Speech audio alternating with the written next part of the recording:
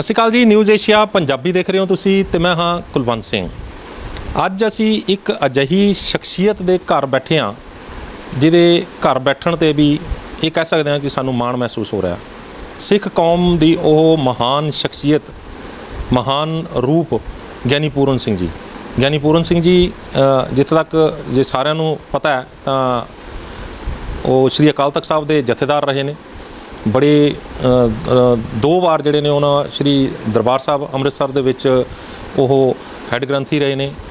ਬੜੀ ਲੰਬੀ ਸੇਵਾ ਰਹੀ ਹੈ ਉਹਨਾਂ ਦੀ ਸਿੱਖ ਕੌਮ ਦੇ ਵਿੱਚ।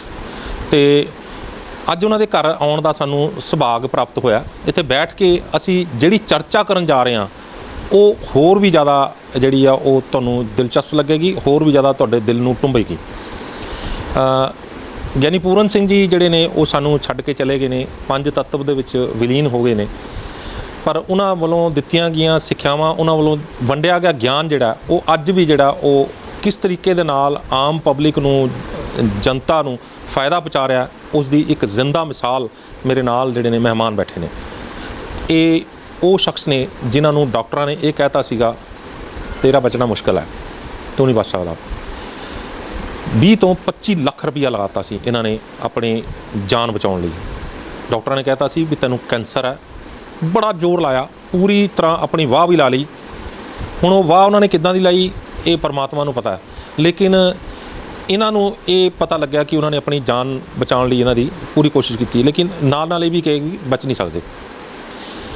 20 ਤੋਂ 25 ਲੱਖ ਰੁਪਏ ਲੱਗਿਆ, ਲੇਕਿਨ ਹਾਲਾਤ ਇੱਦਾਂ ਦੇ ਬਣ ਗਏ ਕਿ ਆਖਰਕਾਰ ਇਹਨਾਂ ਨੂੰ ਇੱਕ ਦਿਨ ਦਰਬਾਰ ਸਾਹਿਬ ਸ਼੍ਰੀ ਅੰਮ੍ਰਿਤਸਰ ਦੇ ਵਿੱਚ ਗਿਆਨੀ ਪੂਰਨ ਸਿੰਘ ਜੀ ਨਾਲ ਸ਼੍ਰੀ ਅਕਾਲ ਪੁਰਖ ਨੇ ਉਹਨਾਂ ਨੂੰ ਮਿਲਾਇਆ।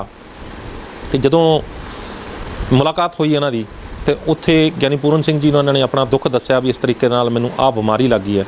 ਅਤੇ ਉਹਨਾਂ ਨੇ ਅਕਾਲ ਪੁਰਖ ਅੱਗੇ ਜਿਹੜੇ ਅਰਦਾਸ ਕੀਤੀ ਕਿ ਚਲੋ ਬੇਟਾ ਆਓ ਆਪਾਂ ਅਰਦਾਸ ਕਰਦੇ ਹਾਂ ਵੀ ਕਿਸ ਤਰੀਕੇ ਦੇ ਨਾਲ ਆਪਾਂ ਇਹਨਾਂ ਤੋਂ ਸਰੀਰ ਜਿਹੜਾ ਉਹ ਠੀਕ ਕਰਵਾ ਸਕਦੇ ਹਾਂ, ਨਿਰੋਗੀ ਕਾਇਆ ਲੈ ਸਕਦੇ ਹਾਂ। ਅਤੇ ਅਰਦਾਸ ਹੋਈ। ਅਰਦਾਸ ਤੋਂ ਬਾਅਦ ਫਿਰ ਗਿਆਨੀ ਪੂਰਨ ਸਿੰਘ ਜੀ ਨੇ ਆਪਣੇ ਨਾਲ ਲੈ ਕੇ ਆਪਣੇ ਘਰੇ ਪਹੁੰਚੇ ਅਤੇ ਉੱਥੋਂ ਫਿਰ ਸ਼ੁਰੂਆਤ ਹੋਈ ਨਿਰੋਗੀ ਕਾਇਆ ਦੀ। ਕਹਿੰਦੇ ਨਾ ਵੀ ਪਹਿਲਾ ਸੁੱਖ ਨਿਰੋਗੀ ਕਾਇਆ, ਦੂਜਾ ਸੁੱਖ ਘਰ ਵਿੱਚ ਮਾਇਆ ਜਿਹੜੀ ਸੀ ਇਹਨਾਂ ਦੀ ਚਲੀ ਜਾ ਚੁੱਕੀ ਸੀ। ਕਾਇਆ ਵੀ ਜਿਹੜੀ ਸੀ ਉਹ ਰੋਗੀ ਹੋ ਗਈ ਸੀ। ਅਤੇ ਫਿਰ ਰੋਗੀ ਕਾਇਆ ਨੂੰ ਕਿਸ ਤਰੀਕੇ ਨਾਲ ਠੀਕ ਕੀਤਾ, ਅੱਜ ਇਹ ਕਿਸ ਤਰੀਕੇ ਦੇ ਨਾਲ ਸਾਡੇ ਨਾਲ ਬੈਠ ਕੇ ਆਪਣਾ ਤਜਰਬਾ ਸਾਂਝਾ ਕਰ ਰਹੇ ਨੇ, ਆਪਾਂ ਇਹਨਾਂ ਦੇ ਮੂੰਹੋਂ ਜਾਣਦੇ ਹਾਂ ਅਤੇ ਵਿਦ ਸਬੂਤ ਜਾਣਾਂਗੇ ਕਿਉਂਕਿ ਇਹਨਾਂ ਕੋਲ ਰਿਪੋਰਟਾਂ ਵੀ ਨੇ। ਸਤਿ ਸ਼੍ਰੀ ਅਕਾਲ ਜੀ, ਕੀ ਨਾਮ ਹੈ ਜੀ ਤੁਹਾਡਾ? ਦਿਲਬਾਗ ਸਿੰਘ ਮੇਰਾ ਨਾਮ ਹੈ। ਦਿਲਬਾਗ ਸਿੰਘ ਜੀ, ਥੋੜ੍ਹੀ ਆਪਣੀ ਡਿਟੇਲ ਦੱਸੋਗੇ, ਕਿੱਥੋਂ ਦੇ ਰਹਿਣ ਵਾਲੇ ਹੋ, ਪਰਿਵਾਰ 'ਚ ਕੌਣ ਕੌਣ ਹੈ, ਕਿੰਨਾ ਪੜ੍ਹੇ ਹੋਏ ਹੋ, ਵਿਆਹ ਕਦੋਂ ਹੋਇਆ, ਪੂਰੀ ਡਿਟੇਲ ਦੱਸ ਦਿਓ। ਹਾਂਜੀ, ਮੇਰੇ ਡੈਡੀ ਮੰਮੀ ਅਤੇ ਮੇਰਾ ਵਿਆਹ 2003 'ਚ ਹੋਇਆ। ਇੱਕ ਮੇਰਾ ਬੇਟਾ। ਹਾਂਜੀ, 8-9 ਜਮਾਤਾਂ ਪੜ੍ਹਿਆ ਮੈਂ। ਖੇਤੀਬਾੜੀ ਦਾ ਕੰਮ ਕਰਦੇ ਹਾਂ। ਤਹਿਸੀਲ ਪੱਟੀ, ਜ਼ਿਲ੍ਹਾ ਤਰਨਤਾਰਨ ਦੇ ਰਹਿਣ ਵਾਲੇ ਹਾਂ। ਗੁਰੂ ਦੀ ਨਗਰੀ ਦੇ ਵਿੱਚ ਤੁਹਾਨੂੰ ਜਿਹੜਾ ਪੈਦਾ ਹੋਣ ਦਾ ਸੁਭਾਗ ਪ੍ਰਾਪਤ ਹੋਇਆ। ਅੱਛਾ, ਇਹ ਦੱਸੋ ਕਿ ਕਿੰਨੀ ਉਮਰ ਆ ਤੁਹਾਡੀ? ਮੇਰੀ 45-46 ਸਾਲ ਦੀ ਉਮਰ ਹੈ ਜੀ। ਅਤੇ ਖੇਤੀ ਵਾਲੇ ਬੰਦੇ ਤਾਂ ਪੂਰੇ ਤੰਦਰੁਸਤ ਹੁੰਦੇ ਨੇ, ਫਿਰ ਤੁਹਾਨੂੰ ਕੀ ਹੋ ਗਿਆ? ਇਹ ਤਾਂ ਜੀ ਮਾਲਕ ਦੀ ਮਿਹਰ ਕੁਦਰਤ ਵੱਲੋਂ। ਜਦੋਂ ਕਿਤੇ ਕੋਈ ਬਿਮਾਰੀ ਲੱਗ ਜਾਵੇ ਸਰੀਰ ਨੂੰ ਤਾਂ ਕਹਿ ਨਹੀਂ ਸਕਦੇ, ਕੁਛ ਵੀ ਹੋ ਸਕਦਾ ਹੈ ਕੁਛ। ਹਾਂਜੀ, ਅਤੇ ਚਲੋ ਕਿਸੇ ਕਰਮ ਦੀ ਜਿਹੜੀ ਉਹ ਆਪਾਂ ਨੂੰ ਸਜ਼ਾ ਮਿਲਦੀ ਹੈ ਜਦੋਂ ਆਪਾਂ ਇਸ ਤਰ੍ਹਾਂ ਦੇ ਰੋਗੀ ਹੋ ਜਾਂਦੇ ਹਾਂ, ਤਾਂ ਫਿਰ ਵੀ ਉਸ ਪਰਮਾਤਮਾ ਦੀ ਮਿਹਰ ਹੈ ਕਿ ਅੱਜ ਤੁਸੀਂ ਸਾਡੇ ਨਾਲ ਹੋ, ਤੰਦਰੁਸਤ ਹੋ। ਥੋੜ੍ਹਾ ਤਜਰਬਾ ਸਾਂਝਾ ਕਰੋਗੇ, ਕਿਹੜੇ ਸੰਨ ਦੇ ਵਿੱਚ ਤੁਹਾਡੇ ਨਾਲ ਇਸ ਤਰ੍ਹਾਂ ਦੀ ਭਾਣਾ ਵਾਪਰਿਆ ਕਿ ਤੁਸੀਂ ਸਰੀਰ ਤੁਹਾਡਾ ਖਰਾਬ ਹੋਣਾ ਸ਼ੁਰੂ ਹੋਇਆ? ਜਦੋਂ ਪਹਿਲੀ ਵਾਰ ਪਤਾ ਲੱਗਾ, ਕਿਹੜੇ ਸੰਨ ਦੇ ਵਿੱਚ ਹੋਇਆ ਅਤੇ ਕਿਵੇਂ ਪਤਾ ਲੱਗਾ? ਮੇਰੇ ਨਾਲ ਪੇਟ 'ਚ ਦਰਦ ਹੋਣੀ ਸ਼ੁਰੂ ਹੋ ਗਈ। ਕਿੱਥੇ ਹੱਥ ਲਾ ਕੇ ਦੱਸੋ? ਹਾਂਜੀ, ਪੇਟ 'ਚ ਦਰਦ ਹੋਣੀ ਸ਼ੁਰੂ ਹੋ ਗਈ ਅਤੇ ਖਾਧਾ ਪੀਤਾ ਕੁਛ ਨਹੀਂ ਪਚਦਾ। TLC ਵੱਧ ਗਈ। ਕਿੰਨੀ ਹੋ ਗਈ? ਹਾਂਜੀ, ਉਦੋਂ 1 ਲੱਖ ਦੇ ਖਰੇ ਕਿੰਨੇ ਹਜ਼ਾਰ TLC ਹੋ ਗਈ ਮੇਰੀ। ਹਾਂਜੀ, ਅਤੇ ਫਿਰ ਅਸੀਂ ਬੱਲੇ ਵੇ ਇੱਥੋਂ ਹਸਪੀਟਲ, ਕੈਂਸਰ ਦਾ ਹਸਪੀਟਲ ਆ, ਉਸ ਤੋਂ ਇਲਾਜ ਕਰਾਇਆ। ਹਾਂਜੀ, ਫਿਰ ਉਸ ਨਹੀਂ ਇਲਾਜ ਕਰਾਇਆ ਕਿੱਦਾਂ, ਉਸ ਥੋੜ੍ਹੀ ਡਿਟੇਲ ਦੱਸੋ ਨਾ, ਤਾਂ ਕਿ ਦਰਸ਼ਕਾਂ ਨੂੰ ਪਤਾ ਲੱਗੇ, ਉਹਨਾਂ ਦੇ ਸਾਹਮਣੇ ਆਵੇ ਉਹ ਚੀਜ਼ ਕਿ ਕਿੱਦਾਂ ਤੁਸੀਂ ਗਏ, ਕੀ ਉਹਨਾਂ ਨੇ ਡਾਇਗਨੋਸ ਪਤਾ ਕੀ ਕੀਤਾ, ਟੈਸਟ ਕਿੱਦਾਂ ਕਰਾਏ, ਕਿੱਦਾਂ ਹੋਇਆ ਸਾਡੇ ਕੋਲ? ਹਾਂਜੀ, ਉਹਨਾਂ ਨੇ ਸਾਰੇ ਟੈਸਟ ਕਰਾਏ। ਹਾਂਜੀ, ਸਾਰੀਆਂ ਰਿਪੋਰਟਾਂ ਮੇਰੇ ਕੋਲ ਆ। ਫਿਰ ਉਹ ਦਵਾਈ ਮੈਡੀਸਿਨ ਚੱਲਦੀ ਰਹੀ। ਹੱਡੀ ਦੇ ਵਿੱਚੋਂ ਵੀ ਉਹਨਾਂ ਸੈਂਪਲ ਕੱਢ ਕੇ ਟੈਸਟ ਕੀਤੇ ਵੀ ਕਿਤੇ ਹੱਡੀ ਨੂੰ ਕੈਂਸਰ ਤਾਂ ਨਹੀਂ ਲੱਗੀ। ਇਹੋ ਜਿਹੀਆਂ ਸਾਰੇ ਉਹਨਾਂ ਨੇ ਟੈਸਟ ਕੀਤੇ, ਫਿਰ ਦਵਾਈ ਚੱਲਦੀ ਰਹੀ। ਉਹ ਜਦੋਂ ਟੈਸਟ ਕੀਤੇ ਤਾਂ ਕੀ ਕਿਹਾ ਉਹਨਾਂ ਨੇ, ਦੱਸਿਆ ਕੀ ਤੁਹਾਨੂੰ? ਉਹ ਆਂਦੇ ਵੀ ਠੀਕ ਹੋ ਜਾਓਗੇ, ਪਹਿਲਾਂ ਤਾਂ ਆਂਦੇ ਰਹੇ, ਬਾਅਦ 'ਚ ਪਰ ਨਹੀਂ, ਉਹ ਵਾਧਾ ਕੰਮ ਚਲੇ ਗਿਆ। ਫਿਰ ਅਸੀਂ ਇੱਥੋਂ ਛੱਡ ਕੇ ਲੁਧਿਆਣੇ ਇੱਕ ਸਪੈਸ਼ਲ ਹਸਪਤਾਲ ਹੈ ਮੋਹਣ ਦੇਵੀ, ਕੈਂਸਰ ਦਾ ਹੀ ਆ। ਤੇ ਅਸੀਂ ਆ ਵੀ ਚਲੋ ਉੱਥੋਂ ਬਲੱਡ ਹੀ ਚੇਂਜ ਕਰਾ ਲੈਂਦੇ ਆ। ਫਿਰ ਉੱਥੋਂ ਵੀ ਉਹਨਾਂ ਨੇ ਸਾਨੂੰ ਜਵਾਬ ਹੀ ਦੇ ਦਿੱਤਾ ਜ਼ਿਆਦਾ ਕਿ ਵੀ ਅੱਛਾ, ਬਲੱਡ ਚੇਂਜ ਕਰਾਉਣ ਦੀ ਗੱਲ ਹੋਈ ਸੀ ਕਿ ਬੋਨ ਮੈਰੋ ਜਿਹੜੀ ਹੱਡੀ ਦੇ ਵਿੱਚ ਜਿਹੜਾ ਉਹ ਹੁੰਦਾ ਉਹ ਬੋਨ ਮੈਰੋ ਚੇਂਜ ਕਰਾਉਣ ਦੀ ਗੱਲ ਹੋਈ ਸੀ ਕਿ ਬਲੱਡ ਚੇਂਜ ਕਰਾਉਣ? ਬਲੱਡ ਚੇਂਜ ਕਰਾਉਣ ਦੀ ਗੱਲ ਹੋਈ ਸੀ। ਅੱਛਾ, ਬਲੱਡ ਕੈਂਸਰ ਦੱਸਿਆ ਸੀ ਤੁਹਾਨੂੰ? ਬਲੱਡ ਕੈਂਸਰ ਦੱਸਿਆ ਸੀ ਅੱਛਾ ਤੇ ਅਸੀਂ ਆਖਿਆ ਵੀ ਚਲੋ ਬਲੱਡ ਹੀ ਚੇਂਜ ਕਰ ਦਿੰਦੇ ਆ। ਅੱਛਾ ਹਾਂਜੀ, ਤੇ ਉਸ ਤੋਂ ਬਾਅਦ ਫਿਰ ਉਹਨਾਂ ਵੀ ਆਖਿਆ ਵੀ ਨਹੀਂ ਕੋਈ ਇਹਦਾ ਪ੍ਰੋਪਰ ਹੱਲ ਨਹੀਂ ਹੈਗਾ। ਅੱਛਾ, ਆਪਾਂ ਆਉਂਦੇ ਹਾਂ ਹੱਲ ਵਾਲੇ ਪਾਸੇ ਵੀ ਆਉਂਦੇ ਹਾਂ। ਪਹਿਲਾਂ ਤੁਸੀਂ ਇਹ ਦੱਸੋ ਕਿ ਜਦੋਂ ਤੁਸੀਂ ਪਹਿਲੇ ਹਸਪਤਾਲ 'ਚ ਗਏ ਸੀ ਤੇ ਤੁਹਾਨੂੰ ਤਜਰਬਾ ਕੀਤਾ, ਤੁਹਾਡੇ ਟੈਸਟ ਵੀ ਕਰਾਏ, ਤੁਹਾਨੂੰ ਦਵਾਈਆਂ ਵੀ ਦਿੱਤੀਆਂ, ਕਿੰਨਾ ਕੁ ਪੈਸਾ ਪਹਿਲਾਂ ਲਾਤਾ? ਫਿਰ ਅੱਗੇ ਚੱਲਾਂਗੇ, ਖਰਚੇ ਵਾਈਜ਼ ਵੀ ਨਾਲ ਦੱਸੀ ਜਾਏ। ਹਾਂਜੀ, ਪਹਿਲਾਂ ਇੱਥੇ ਵੀ ਟੈਸਟ ਉਸ ਤੇ ਲੱਖ 1.5 ਲੱਖ ਰੁਪਈਆ ਲੱਗਾ। 1.5 ਲੱਖ ਰੁਪਈਆ ਸੈਂਟਰ ਗਵਰਨਮੈਂਟ ਵੀ ਜਿਹੜੀ ਆ ਕੈਂਸਰ ਮਰੀਜ਼ ਨੂੰ ਦਿੰਦੀ ਸਹੂਲਤ, ਪੰਜਾਬ ਸਰਕਾਰ ਉਹ ਵੀ ਦਿੱਤਾ, ਉਹ ਵੀ ਸਾਡੇ ਪੈਸੇ ਲੱਗ ਗਏ। ਤੇ ਉਸ ਤਰ੍ਹਾਂ ਵੀ ਪੈਸੇ 1.5-2 ਲੱਖ ਰੁਪਈਆ ਇੱਥੇ ਵੀ ਲੱਗਾ। ਫਿਰ ਉਸ ਤੋਂ ਬਾਅਦ ਅਸੀਂ ਮੋਹਣ ਦੇ ਵੀ ਉਸ ਵੱਲ ਹਸਪਤਾਲ ਚਲੇ ਗਏ। ਉੱਥੇ ਵੀ 3 ਸਾਲ ਮੈਂ ਦਵਾਈ ਖਾਧੀ, ਜਿਹੜੀ 14-15 ਹਜ਼ਾਰ ਰੁਪਏ ਦੀ ਮਹੀਨੇ ਦੀ ਦਵਾਈ ਆਉਂਦੀ ਸੀ। ਜਦੋਂ ਟੈਸਟ ਕਰਾਉਣਾ 6-7 ਹਜ਼ਾਰ ਟੈਸਟ ਦਾ ਖਰਚਾ, ਜਾਣ ਆਉਣ ਦਾ ਖਰਚਾ, ਯਾਨੀ ਕਿ ਟੋਟਲ 20-25 ਲੱਖ ਰੁਪਈਆ ਅਸੀਂ ਲਾ ਬੈਠੇ ਇਸ 'ਤੇ। ਬਾਅਦ 'ਚ ਫਿਰ ਸਾਨੂੰ ਦੱਸੀ ਭਾਈ ਵੀ ਤੇਰਾ ਬਾਬਾ ਜੀ ਅਕਾਲ ਤਖਤ ਸਾਹਿਬ ਦੇ ਅਰਦਾਸ ਬੇਨਤੀ ਕਰਾ ਕੇ ਵੇਖ ਲਓ। ਜਦੋਂ ਆਪਾਂ ਨੂੰ ਕੋਈ ਵਾਹ ਪੇਸ਼ ਨਾ ਜਾਵੇ ਫਿਰ ਆਪਾਂ ਗੁਰੂ ਘਰ ਨੂੰ ਫਿਰ ਪੱਕਾ ਫਿਰ ਬੰਦਾ ਜਾਂਦਾ ਗੁਰੂ ਦੀ ਸ਼ਰਨ ਦੇ ਵਿੱਚ ਵੀ ਗੁਰੂ ਮੈਤੋਂ ਕਿਤੇ ਨਾ ਕੋਈ ਭੁੱਲ ਹੋਈ ਹੈ ਤੇ ਮੈਨੂੰ ਮਾਫ ਕਰਿਓ, ਦੱਸਿਓ ਵੀ ਮੈਂ ਕਿੱਥੋਂ ਭਟਕਿਆ ਹਾਂ। ਹਾਂਜੀ, ਫਿਰ ਉਹ ਗੁਰੂ ਘਰ ਨੂੰ ਜਦੋਂ ਆਪਾਂ ਭੱਜਦੇ ਹਾਂ ਫਿਰ ਗੁਰੂ ਮਹਾਰਾਜ ਨੂੰ ਗਿਆਨੀ ਪੂਰਨ ਸਿੰਘ ਨੂੰ ਜਾ ਕੇ ਮਿਲੇ। ਸਾਨੂੰ ਦੱਸਿਆ ਵੀ ਉਹ ਚਲੋ ਅਰਦਾਸ ਬੇਨਤੀ ਕਰਦੇ ਆ। ਅਕਾਲ ਤਖਤ ਸਾਹਿਬ 'ਤੇ ਗਏ, ਉਹਨਾਂ ਅਰਦਾਸ ਬੇਨਤੀ ਕੀਤੀ। ਫਿਰ ਉਹਨਾਂ ਦੱਸਿਆ ਵੀ ਤੂੰ ਕੋਈ ਖਤਰੇ ਵਾਲੀ ਗੱਲ ਨਹੀਂ, ਮੇਰੇ ਨਾਲ ਆਓ, ਮੈਂ ਤੁਹਾਨੂੰ ਦਵਾਈ ਦੇਣਾ ਅਤੇ ਪ੍ਰੋਪਰ ਠੀਕ ਹੋ ਜਾਓਗੇ, ਕੋਈ ਡਰਨ ਵਾਲੀ ਗੱਲ ਨਹੀਂ। ਮੈਂ ਆਉਣਾ ਤੁਹਾਡੇ, ਜਦੋਂ ਤੁਹਾਨੂੰ ਇਸ ਤਰ੍ਹਾਂ ਦੇ ਹਾਲਾਤ ਪੈਦਾ ਹੋਏ ਸੀਗੇ, ਜਦੋਂ ਤੁਹਾਡੇ ਮਤਲਬ ਕੈਂਸਰ ਡਾਇਗਨੋਸ ਹੋ ਗਿਆ, ਤੁਹਾਨੂੰ ਪੇਨ ਰਹਿਣ ਲੱਗ ਗਈ, ਤੁਹਾਡਾ ਅੰਦਰ ਹਾਲਾਤ, ਉਦੋਂ ਫਿਰ ਪਰਿਵਾਰ ਦਾ ਮਾਹੌਲ ਕਿੱਦਾਂ ਸੀ? ਪਰਿਵਾਰ ਦੇ ਵਿੱਚ ਤਾਂ ਮਤਲਬ ਕਮਾਉਣ ਵਾਲੇ ਮੁਖੀ ਤੁਸੀਂ ਹੋ, ਕਿੱਦਾਂ ਦਾ ਮਾਹੌਲ ਸੀ? ਬੱਚਿਆਂ ਦੇ ਉੱਤੇ ਕੀ ਅਸਰ ਸੀ? ਮਾਪੇ ਕਿਸ ਤਰ੍ਹਾਂ ਦੇ? ਉਹ ਸਾਰੀ ਉਸ ਪਲਾਂ 'ਚ ਜਾਓ ਤੇ ਉਹ ਮੈਨੂੰ ਜਜ਼ਬਾਤ ਦੱਸੋ ਵੀ ਉਦੋਂ ਦੇ ਕਿੱਦਾਂ ਦੇ ਜਜ਼ਬਾਤ ਸੀ? ਜਜ਼ਬਾਤ ਤਾਂ ਬਹੁਤ ਬੜਾ ਜ਼ਿਆਦਾ ਪ੍ਰਭਾਵਿਤ। ਮੈਂ ਆਪਦੀ ਮਾਤਾ ਨੂੰ ਤਾਂ ਅਸੀਂ 6-7 ਮਹੀਨੇ ਦੱਸਿਆ ਹੀ ਨਹੀਂ ਵੀ ਇਹ ਖਤਰਨਾਕ ਬਿਮਾਰੀ ਆ, ਅਤੇ ਕਿਤੇ ਇਹਨੂੰ ਹਾਰਟ ਦੀ ਪ੍ਰੋਬਲਮ, ਕਿਤੇ ਇਹਨੂੰ ਅਟੈਕ ਨਾ ਹੋ ਜਾਂਦਾ ਹੋਵੇ ਵੀ ਜੇ ਦੱਸਤਾ ਵੀ ਕੈਂਸਰ ਹੋ ਗਈ ਆ। ਸਾਰੇ ਭੈਣ ਭਰਾਵਾਂ ਨੂੰ ਪਤਾ ਸੀ, ਬਸ ਅਸੀਂ ਮਾਤਾ ਆਪਦੀ ਨੂੰ ਦੱਸਿਆ ਹੀ ਨਾ। ਮੇਰਾ ਬੱਚਾ ਸੈਂਗੜਾੜ ਸਕੂਲੇ ਉਲਟੋਏ ਸੰਤ ਕਬੀਰ ਸਕੂਲੇ ਪੜ੍ਹਦਾ ਹੈ, ਉਹਦੀ ਵੀ ਪੜ੍ਹਾਈ ਅੱਧ 'ਚ ਰਹਿ ਗਈ। ਫਿਰ ਸਰਕਾਰੀ ਸਕੂਲੇ ਉਹਨੂੰ ਪਾਇਆ। ਇਸ ਤਰ੍ਹਾਂ ਕਰਕੇ ਘਰ ਦੇ ਹਾਲਾਤ ਜਿਹੜੇ ਫਿਰ ਤੁਹਾਨੂੰ ਪਤਾ ਹੀ ਇੰਨਾ ਪੈਸਾ ਕਿੱਥੋਂ ਆਉਣਾ ਹੈ ਪ੍ਰੋਪਰ। ਤੇ ਬੱਚਾ ਵੀ ਹਟਾ ਲਿਆ ਤੁਸੀਂ? ਆਪਣਾ ਬੱਚਾ ਸਰਕਾਰੀ ਸਕੂਲ 'ਚ ਪਾਤਾ? ਹਾਂਜੀ, ਸਰਕਾਰੀ ਸਕੂਲ 'ਚ ਪਾਤਾ, ਪ੍ਰਾਈਵੇਟ ਪੰਜਾਬ ਸਿੱਖਿਆ ਬੋਰਡ ਦੇ। ਪਹਿਲਾਂ CBSE 'ਚ ਪੜ੍ਹਦਾ ਹੈ ਬੱਚਾ। ਸੋਚ ਸਕਦੇ ਹੋ ਤੁਸੀਂ, ਦਰਸ਼ਕ ਸੋਚ ਸਕਦੇ ਹੋ ਵੀ ਜਦੋਂ ਇਸ ਤਰ੍ਹਾਂ ਦੀ ਬਿਮਾਰੀ ਹੋਵੇ ਤਾਂ ਉਦੋਂ ਕਿਹੋ ਜਿਹੇ ਹਾਲਾਤ ਪੈਦਾ ਹੋ ਜਾਂਦੇ ਨੇ, ਕਿੱਦਾਂ ਬੰਦਾ ਇਨਸਾਨ ਟੁੱਟ ਜਾਂਦਾ, ਆਪਣੇ ਬੱਚਿਆਂ ਦੇ ਮੂੰਹੋਂ ਖੋ ਕੇ, ਬੱਚਿਆਂ ਦਾ ਭਵਿੱਖ ਖੋ ਕੇ ਉਹ ਫਿਰ ਕਿਸ ਤਰੀਕੇ ਦੇ ਨਾਲ ਜਾਨ ਬਚਾਉਣ ਲਈ ਜਿਹੜਾ ਉਹ ਕੀ ਕੁਝ ਕਰਨਾ ਪੈਂਦਾ। ਅੱਜ ਤੁਹਾਡੇ ਸਾਹਮਣੇ ਉਦਾਹਰਨ ਪਈ ਹੈ। ਅਤੇ ਜਦੋਂ ਪੈਸਾ ਕਿੱਥੋਂ ਆਉਂਦਾ ਸੀ? ਜਦੋਂ ਤੁਸੀਂ ਇਹ ਸਾਰਾ ਵਰਤਾਰੇ ਦੇ ਵਿੱਚੋਂ ਲੰਘ ਰਹੇ ਸੀ, ਉਦੋਂ ਪੈਸਾ ਕਿੱਥੋਂ ਆਉਂਦਾ ਸੀ? ਇਸ ਤਰ੍ਹਾਂ ਹੀ ਕੋਈ ਆੜ੍ਹਤੀਏ ਤੋਂ ਫੜੇ, ਕੁਛ ਭੈਣਾਂ ਭਰਾਵਾਂ ਤੋਂ, ਕੁਛ ਜੱਟਾਂ ਕੋਲ ਇਹੋ ਹੀ ਜ਼ਮੀਨ ਹੀ ਹੁੰਦੀ, ਹੋਰ ਤਾਂ ਕੋਈ ਸਾਧਨ ਨਹੀਂ ਹੁੰਦਾ ਕਮਾਈ ਦਾ। ਕੋਈ ਸਰਕਾਰੀ ਨੌਕਰੀ ਤਾਂ ਹੈਗੀ ਨਹੀਂ ਸੀ। ਹਾਂਜੀ, ਕੋਈ ਲਿਮਟ ਬਣਾ ਲਈ, ਕੋਈ ਚਾਹੇ ਕਰਜ਼ਾ। ਸੋਚ ਸਕਦੇ ਹੋ ਵੀ ਜਿਹੜੇ ਅੱਜ ਕਹਿ ਸਕਦੇ ਨੇ ਕਿਸਾਨਾਂ ਦੇ ਉੱਤੇ ਕਰਜ਼ਿਆਂ ਦੀ ਪੰਡ ਜਿਹੜੀ ਨਜ਼ਰ ਆ ਰਹੀ ਹੈ, ਉਹਦੇ ਕਾਰਨ ਇੱਕ ਆ ਵੀ ਬੈਠਾ। ਆਹ ਕਾਰਨ ਹੈ ਉਹਨਾਂ ਦੇ ਵਿੱਚੋਂ ਇੱਕ ਕਿ ਕਰਜ਼ੇ ਕਿਉਂ ਚੜ੍ਹ ਰਹੇ ਨੇ। ਅੱਜ ਬਿਮਾਰੀਆਂ ਜਿਹੜੀਆਂ ਨੇ ਉਹ ਕਿਸਾਨਾਂ ਨੂੰ ਖਾ ਰਹੀਆਂ ਨੇ। ਜਿਹੜੀਆਂ ਫਸਲਾਂ, ਸਾਨੂੰ ਅੰਨਦਾਤਾ ਕਿਹਾ ਜਾਂਦਾ ਕਿਸਾਨ ਨੂੰ, ਉਹ ਸਾਡੇ ਪਿੱਛੇ ਕਿਸ ਤਰ੍ਹਾਂ ਦੀਆਂ ਬਿਮਾਰੀਆਂ ਜਿਹੜੀਆਂ ਨੇ ਉਹਨਾਂ ਤੱਕ ਪਹੁੰਚ ਰਹੀਆਂ ਨੇ, ਕਿੱਦਾਂ ਦੇ ਉਹਨਾਂ ਦੇ ਸਰੀਰ ਖਰਾਬ ਹੋ ਰਹੇ ਨੇ, ਆਪ ਉਹ ਵਿਕ ਰਹੇ ਨੇ। ਬੱਚਿਆਂ ਦੇ ਮੂੰਹ ਖੋ ਕੇ ਉਹ ਆਪਣਾ ਇਲਾਜ ਕਰਵਾਉਣ ਲਈ ਮਜਬੂਰ ਨੇ, ਸਿਰਫ ਇਸ ਕਰਕੇ ਕਿ ਉਹ ਅਨਾਜ ਪੈਦਾ ਕਰਨ ਅਤੇ ਦੇਸ਼ ਦੀ ਜਨਤਾ ਦਾ ਢਿੱਡ ਭਰਨ। ਲੇਕਿਨ ਅੱਜ ਹਾਲਾਤ ਇੱਦਾਂ ਦੇ ਪੈਦਾ ਹੋ ਗਏ ਨੇ ਕਿ ਉਹਨਾਂ ਦੀ ਉਹ ਫਸਲ ਬੀਜਣ ਦੀ ਜਿਹੜੀ ਆ ਉਹਨਾਂ ਦਾ ਹੱਕ ਵੀ ਜਿਹੜਾ ਉਹਨਾਂ ਤੋਂ ਖੋਇਆ ਜਾ ਰਿਹਾ। ਅਤੇ ਅੱਜ ਜਿਹੜੇ ਪਿਛਲੇ ਲਗਭਗ 1 ਸਾਲ ਤੋਂ ਕਿਸਾਨ ਬਾਰਡਰਾਂ 'ਤੇ ਬੈਠਾ, ਰੋ ਰਿਹਾ, ਪਿੱਟ ਰਿਹਾ, ਡਾਂਗਾਂ ਖਾ ਰਿਹਾ, ਜਾਨਾਂ ਗਵਾ ਰਿਹਾ, ਕੋਈ ਸੁਣਨ ਨੂੰ ਤਿਆਰ ਨਹੀਂ ਹੈ। ਲੇਕਿਨ ਜਦੋਂ ਇੱਦਾਂ ਦੇ ਕੇਸ ਸਾਹਮਣੇ ਆਉਂਦੇ ਨੇ ਤਾਂ ਜਿਹੜੀਆਂ ਮਾਵਾਂ ਘਰੇ ਬੈਠੀਆਂ ਹੁੰਦੀਆਂ ਨੇ, ਉਹਨਾਂ ਦੇ ਦਿਲੋਂ ਭੁੱਬ ਨਿਕਲ ਜਾਂਦੀ ਆ, ਰੋ ਪੈਂਦੀਆਂ ਨੇ ਕਿ ਸਾਡਾ ਬੱਚਾ ਇਹਨਾਂ ਹਾਲਾਤਾਂ ਦੇ ਵਿੱਚੋਂ ਵੀ ਲੰਘ ਰਿਹਾ, ਪਰ ਕੋਈ ਸੁਣਵਾਈ ਨਹੀਂ ਹੈਗੀ। ਥੋੜ੍ਹਾ ਜਿਹਾ ਦੱਸੋਗੇ ਮਾਤਾ ਜੀ, ਜਦੋਂ ਤੁਹਾਡੇ ਸੀਗੇ, ਜਦੋਂ ਪਹਿਲੀ ਵਾਰ ਤੁਹਾਨੂੰ ਪਤਾ ਲੱਗਿਆ ਵੀ ਤੁਹਾਨੂੰ ਕੈਂਸਰ ਹੈ, ਕਿੱਦਾਂ ਜਾਣਕਾਰੀ ਨੂੰ ਕਿਵੇਂ ਹਜ਼ਮ ਕੀਤਾ? ਬਹੁਤ ਔਖਾ ਜੀ, ਕਹਿਣਾ ਸੌਖਾ ਹੈ। ਮੈਂ ਇੱਥੇ ਹਸਪਤਾਲ ਦੇ ਵਿੱਚ ਵੀ 20-25 ਦਿਨ ਐਡਮਿਟ ਰਿਹਾ ਅਤੇ ਮੈਨੂੰ ਨਹੀਂ ਦੱਸਿਆ ਕਿਸੇ ਜੀ ਨੇ ਵੀ। ਜਦੋਂ ਦੱਸਿਆ ਉਦੋਂ ਤੇ ਦੱਸਿਆ ਵੀ ਨਹੀਂ ਕਿਸੇ ਨੇ ਵੀ ਤੈਨੂੰ ਕੈਂਸਰ ਹੋ ਗਿਆ। ਆਖਣਾ ਨਹੀਂ ਤੂੰ ਠੀਕ ਹੋ ਜਾਏਗਾ, ਕੋਈ ਨਹੀਂ, ਗੌਰਮੈਂਟ ਸਹੂਲਤ ਦਿੰਦੀ ਆ। ਬਾਅਦ ਦੇ ਵਿੱਚ ਜਦੋਂ ਇੱਕ ਦਿਨ ਡਾਕਟਰ ਨੇ ਸਾਨੂੰ ਥੱਲੇ ਬੁਲਾਇਆ ਨਾ, ਵੀਰ ਚੇਲ ਤੇ ਲੈ ਕੇ ਗਏ, ਤੇ ਮੈਂ ਡਾਕਟਰ ਦੇ ਆਫਿਸ 'ਚ ਜਦੋਂ ਗਿਆ ਤੇ ਡਾਕਟਰ ਤੇ ਲਿਖਿਆ ਸੀ ਬੂਹੇ ਦੇ ਉੱਤੇ ਵੀ ਸਪੈਸ਼ਲ ਕੈਂਸਰ ਲਿਸਟ ਦਾ। ਫਿਰ ਉਦੋਂ ਤੁਹਾਨੂੰ ਪਤਾ ਲੱਗਾ ਹੁਣ? ਉਦੋਂ ਪਤਾ ਲੱਗਾ, ਉਸ ਸੀਨ ਅਜੇ ਵੀ ਨਹੀਂ ਭੁੱਲਦਾ ਵੀ ਜਦੋਂ ਬੂਹੇ ਦਾ ਐਂਟਰ ਹੋਣ ਤੋਂ ਪਤਾ ਮੈਨੂੰ ਲੱਗ ਗਿਆ। ਮੈਂ ਬੜਾ ਰੋਇਆ ਵੀ ਮੈਨੂੰ ਤਾਂ ਕੈਂਸਰ ਹੋ ਗਈ, ਮੈਂ ਬਚਣਾ ਨਹੀਂ ਗਾ। ਤੇ ਡਾਕਟਰ ਨੇ ਕੀ ਕਿਹਾ ਜਦੋਂ ਤੁਸੀਂ ਅੰਦਰ ਗਏ? ਡਾਕਟਰ ਪਹਿਲਾਂ ਤਾਂ ਆਂਦੇ ਰਹੇ ਕੋਈ ਨਹੀਂ, ਠੀਕ ਹੋ ਜਾਏਗਾ, ਠੀਕ ਹੋ ਜਾਓਗੇ ਤੁਸੀਂ, ਦਵਾਈ ਨਾਲ ਠੀਕ ਕਰ ਦਾਂਗੇ, ਤੁਹਾਨੂੰ ਕੋਈ ਗੱਲ ਨਹੀਂ ਗੀ। ਬਹੁਤ ਵਧੀਆ ਡਾਕਟਰ ਸੀ ਇੱਥੇ ਵੀ, ਰਾਜੀਵ ਗੁਪਤਾ ਡਾਕਟਰ ਸੀ, ਚੰਗੀ ਉਹਨੇ ਮਿਹਨਤ ਕੀਤੀ, ਬਹੁਤ ਵਧੀਆ ਦਵਾਈਆਂ ਦਿੱਤੀਆਂ, ਸਾਰੇ ਟੈਸਟ ਕਰਾਏ ਤਰ੍ਹਾਂ ਤਰ੍ਹਾਂ ਦੇ। ਤੇ ਸਰਕਾਰ ਨੇ ਵੀ 1.5 ਲੱਖ ਰੁਪਈਆ ਦਿੱਤਾ ਸੀ ਜ਼ਰੂਰ ਜੀ। 1.5 ਲੱਖ ਸਰਕਾਰ ਨੇ ਦਿੱਤਾ, ਪਰ ਉਹ ਤਾਂ ਕਿਸੇ ਕੰਮ ਨਹੀਂ ਆਇਆ, ਉਹ ਤਾਂ ਖੂਹ ਖਾਤੇ ਹੀ ਚਲਾ ਗਿਆ। ਉਹ ਇੱਕ ਜਿਵੇਂ ਕਹਿੰਦੇ ਰੂੰਗਾ ਜਿਹੜਾ ਉਹ ਕਿਸੇ ਨੂੰ ਦਿੱਤਾ ਜਾਂਦਾ ਬੱਚੇ ਨੂੰ, ਉਹ ਉਹਦੇ ਵਾਂਗੂ ਹੀ ਨਿਕਲ ਗਿਆ। ਫਿਰ ਕਿੱਥੇ ਕਿੱਥੇ ਹੋਰ ਇਲਾਜ ਕਰਵਾਇਆ, ਤੇ ਜਦੋਂ ਇਹ ਇਲਾਜ ਚੱਲਦਾ ਰਿਹਾ, ਪਰਿਵਾਰ ਦੇ ਵਿੱਚ ਜਿਨ੍ਹਾਂ ਲੋਕਾਂ ਨੂੰ ਪਹਿਲਾਂ ਪਤਾ ਸੀ ਵੀ ਤੁਹਾਨੂੰ ਕੈਂਸਰ ਹੈ, ਉਹਨਾਂ ਦੇ ਮੂੰਹ ਤੋਂ ਬਿਲਕੁਲ ਉੱਡ ਗਏ ਹੋਣੇ, ਰੰਗ ਉੱਡ ਗਏ ਹੋਣੇ ਬਿਲਕੁਲ। ਹਾਂਜੀ ਹਾਂਜੀ। ਇਸ ਤਰ੍ਹਾਂ ਜਦੋਂ ਮੈਂ ਫਿਰ ਲੁਧਿਆਣੇ ਚਲੇ ਗਿਆ ਨਾ, ਜ਼ਿਆਦਾ ਸੀਰੀਅਸ ਹੋ ਗਿਆ।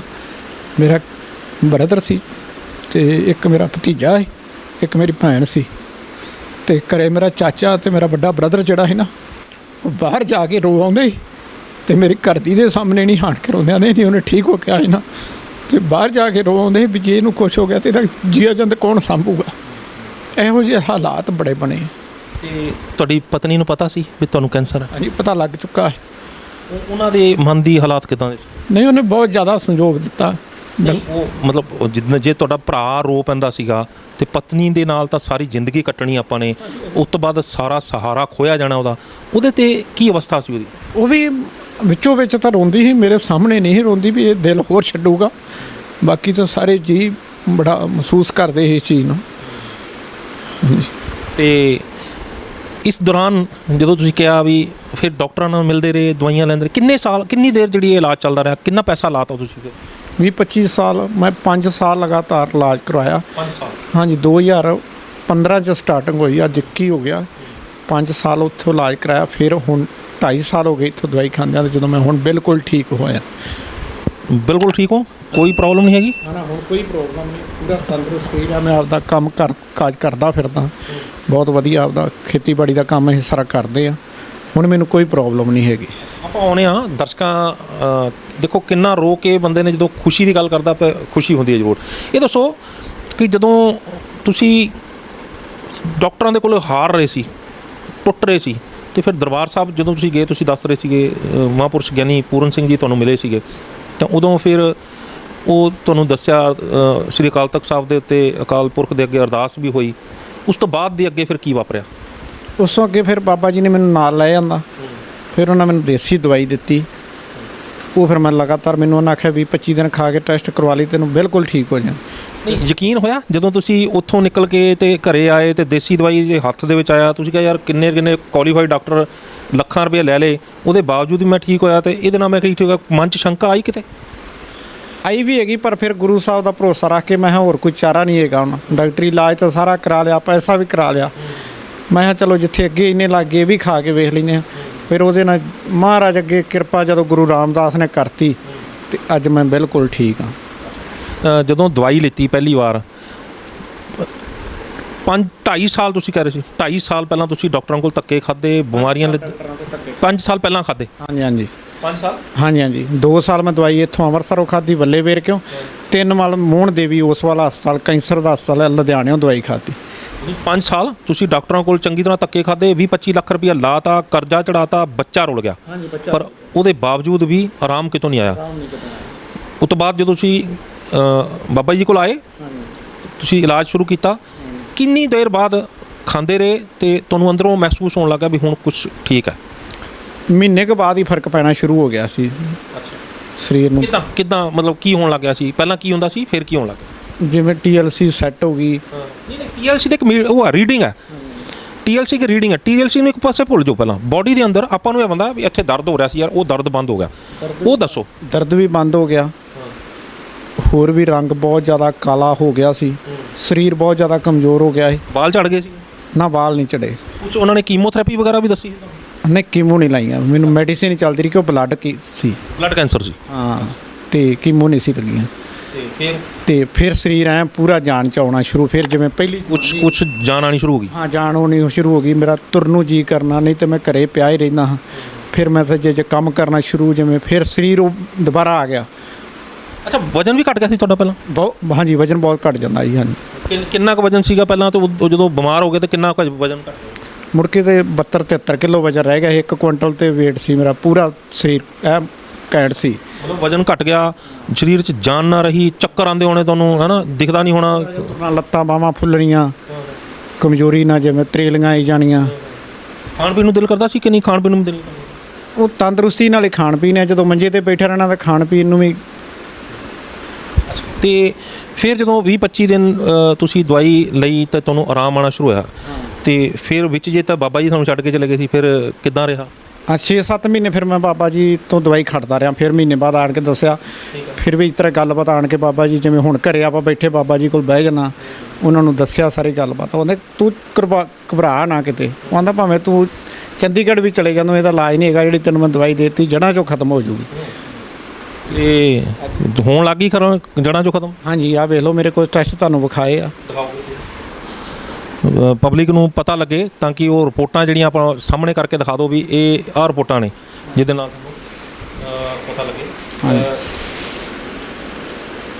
ਇਹ ਦਰਸ਼ਕਾਂ ਦੀ ਜਾਣਕਾਰੀ ਹਿੱਤ ਦੱਸ ਦਈਏ ਕਿ ਇਹ ਉਹ ਰਿਪੋਰਟਾਂ ਨੇ ਜਿਹੜੀਆਂ ਸ਼ੁਰੂ ਤੋਂ ਲੈ ਕੇ ਹੁਣ ਤੱਕ, ਜਦੋਂ ਇਹ ਉਹ ਰਿਪੋਰਟਾਂ ਨੇ ਜਿਹੜੀਆਂ ਸ਼ੁਰੂ ਤੋਂ ਲੈ ਕੇ ਹੁਣ ਤੱਕ, ਜਦੋਂ ਬਿਮਾਰੀ ਇਹਨਾਂ ਦੀ ਸ਼ੁਰੂ ਹੋਈ ਤੇ ਬਿਮਾਰੀ ਸ਼ੁਰੂ ਹੋਣ ਤੋਂ ਬਾਅਦ ਤੱਕ ਦੀਆਂ ਇਹ ਸਾਰੀਆਂ ਰਿਪੋਰਟਾਂ ਉਹ ਨੇ ਜਿਹੜੀਆਂ ਅੱਜ ਇਹ ਜਿਹੜੀ ਉੱਪਰਲੀ ਰਿਪੋਰਟ ਹੈ, ਇਹ ਹੁਣ ਦੀ ਰਿਪੋਰਟ ਹੈ, ਅੱਜ ਦੀ ਰਿਪੋਰਟ ਹੈ, ਅੱਜ ਦੀ ਰਿਪੋਰਟ ਹੈ, ਜਿਹਦੇ ਵਿੱਚ ਸਾਫ਼ ਪਤਾ ਲੱਗ ਰਿਹਾ ਹੈ ਕਿ ਇਹਨਾਂ ਦੇ ਅੰਦਰ ਕੋਈ ਕੈਂਸਰ ਨਹੀਂ ਹੈਗਾ, ਬਿਲਕੁਲ ਠੀਕ ਨੇ। ਤੇ ਆਹ ਉਹ ਰਿਪੋਰਟ ਹੈ ਜਿਸ ਦੇ ਵਿੱਚ ਇਹ ਸਭ ਤੋਂ ਪਹਿਲੀ ਰਿਪੋਰਟ ਹੈ ਜਿਹਦੇ ਵਿੱਚ ਇਹ ਲਿਖਿਆ ਹੋਇਆ ਕਿ ਇਹਨਾਂ ਨੂੰ ਇੰਨੀ ਬੁਰੀ ਤਰ੍ਹਾਂ ਜਿਹੜਾ ਉਹ ਕੈਂਸਰ ਹੋਇਆ। ਸਾਰੀਆਂ ਰਿਪੋਰਟਾਂ ਸਾਹਮਣੇ ਨੇ, ਸਾਰੇ ਡਾਕਟਰ ਹਾਰ ਚੁੱਕੇ ਸੀਗੇ, ਲੇਕਿਨ ਅੱਜ ਇਹ ਰਿਪੋਰਟਾਂ ਇਹ ਕਹਿ ਰਹੀਆਂ ਨੇ, ਡਾਕਟਰ ਹੋਰ ਹੈਰਾਨ ਹੋ ਗਏ ਹੋਣੇ ਵੀ ਇਹ ਕਿੱਦਾਂ ਹੋ ਗਿਆ। ਹਾਂਜੀ, ਡਾਕਟਰ ਅਜੇ ਵੀ ਪੁੱਛਦੇ ਵੀ ਕਿੱਥੋਂ ਦਵਾਈ ਖਾਧੀ ਤੋਂ, ਫਿਰ ਉਹਨਾਂ ਨੂੰ ਮੈਂ ਦੱਸਿਆ ਵੀ ਇਸੋ ਦਵਾਈ ਖਾਣਾ। ਇਹ ਪਹਿਲਾਂ ਤਾਂ ਮੰਨੇ ਨਹੀਂ ਹੋਣੇ, ਮਹੀਨੇ ਨਹੀਂ, ਇਹ ਨਹੀਂ ਹੋ ਸਕਦਾ। ਹਾਂਜੀ, ਰਿਪੋਰਟ ਦੁਬਾਰਾ ਕਰਾ ਕੇ ਲਿਓ। ਹਾਂ, ਛੇਤੀ ਕਿਤੇ ਮੰਨਦੇ ਨਹੀਂਗੇ। ਹਾਂ, ਤੇ ਹੁਣ ਰਿਪੋਰਟਾਂ ਦੇਖ ਕੇ ਮਨ ਨੂੰ ਤਸੱਲੀ ਹੋ ਗਈ? ਹਾਂਜੀ, ਬਿਲਕੁਲ। ਇਹ ਬੱਚਾ ਹੁਣ ਫੇਰ ਦੁਬਾਰਾ ਵਧੀਆ ਸਕੂਲ 'ਚ ਪਾਉਣਾ? ਹਾਂਜੀ, ਹੁਣ ਤਾਂ ਬੱਚੇ ਦੀ ਯਾਰ ਕਿ +2 ਹੋ ਜਾਣੀ ਹੈ। ਚਲੋ ਅੱਗੇ ਹੁਣ BA ਕਰਾਵਾਂਗੇ ਉਸ ਨੂੰ। ਵਧੀਆ, ਹੁਣ ਜਿਹੜਾ ਪਹਿਲਾਂ ਉਹ ਹਰਜਾ ਹੋਗਾ ਪੂਰਾ ਕਰਨਾ ਹੋਣਾ। ਹਾਂਜੀ, ਪੂਰਾ ਕਰਾਂਗੇ ਜੀ। ਬਿਲਕੁਲ ਠੀਕ ਹੋ, ਤੰਦਰੁਸਤ ਹੋ, ਐਨ ਫਸਟ ਕਲਾਸ? ਪੂਰੇ ਹੋ। ਦੌੜ ਵੀ ਲੈਂਦੇ ਹੋ, ਕੰਮ ਖੇਤ 'ਚ ਕੰਮ ਕਰਦੇ? ਹਾਂ, ਪੂਰਾ ਕੰਮ ਕਰਦਾ, ਟਰੈਕਟਰ ਵਾਹੁੰਦਾ, ਸਭ ਕੁਝ ਕਰਦਾ। ਅੱਜ ਵੀ ਸਵੇਰ ਦਾ ਮੋਟਰਸਾਈਕਲ ਚਲਾ ਕੇ ਅੰਮ੍ਰਿਤਸਰ ਆਇਆ, ਦਰਬਾਰ ਸਾਹਿਬ ਮੱਥਾ ਟੇਕਿਆ, ਸਾਰਾ ਕੁਝ। ਹੁਣ ਇੱਥੇ ਆਏ ਫਿਰ ਵਾਪਸ ਪਿੰਡ ਵੀ ਜਾਣਾ, ਕੋਈ ਗੱਲ ਨਹੀਂ, ਕੋਈ ਥਕਾਵਟ ਨਹੀਂ ਹੋਣੀ।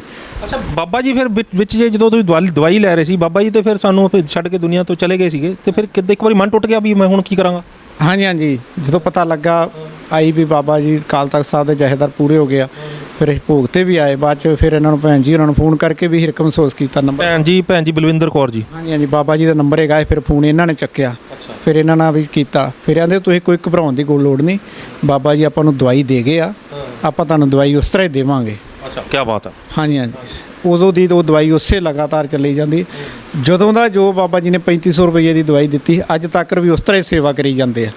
ਕੀ ਬਾਤ ਹੈ। ਤੇ ਮਤਲਬ ਕਹਿਣ ਤੋਂ ਭਾਵੇਂ ਆ ਵੀ ਉਹ ਇਹ ਪੈਸੇ ਤੁਹਾਨੂੰ ਲੱਗਦੇ ਹੀ ਨਹੀਂ ਹੋਣੇ ਵੀ ਇੰਨੇ? ਇਹ ਤਾਂ ਕੋਈ ਗੱਲ ਹੀ ਨਹੀਂ ਕਿ ਇਹ ਤਾਂ 100 ਰੁਪਈਆ ਇੱਕ ਹੈ ਜੀ ਦਿਹਾੜੀ ਦਾ, ਤੇ ਕੋਈ ਗੱਲ ਹੀ ਨਹੀਂ ਕਿ 100 ਰੁਪਈਏ ਨਾਲ ਤੰਦਰੁਸਤ ਰਹਿੰਦਾ। ਤੇ ਫਿਰ ਬਾਕੀ ਗੱਲ ਹੈ ਵੀ ਸਰੀਰ ਤੰਦਰੁਸਤ ਬਹੁਤ ਹੋ ਗਿਆ ਹੁਣ।